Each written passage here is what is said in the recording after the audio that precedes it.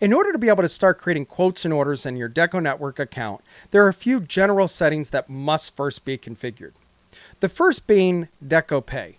We must be able to take payments. So configure Deco Pay. It's very self-explanatory, and reach out if you have questions. After you configure Deco Pay, you need to come into the shipping methods and you need to connect any of the shipping carriers you want. So if you come over here to manage live shipping carriers, I can connect with the post office, UPS, FedEx, and then shipping platforms like ShipStation and Stamps.com. Simply edit the carrier and then choose the methods that you want to offer, and we can be generating live shipping rates, whether the customer's on a website or we're putting together a quote or order in Business Hub. You can also create custom shipping methods here, whether it be customer pickup or pickup from a team if you need it for a particular website.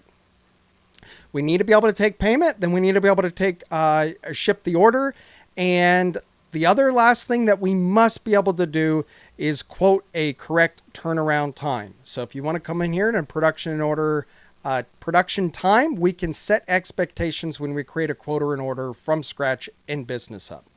And that's really it. If you configure your decoration process price tables, you connect your supplier accounts, and then you configure these handful of general settings, you can immediately start creating quotes and orders in Business Hub and getting an ROI out of your DecoNetwork account immediately.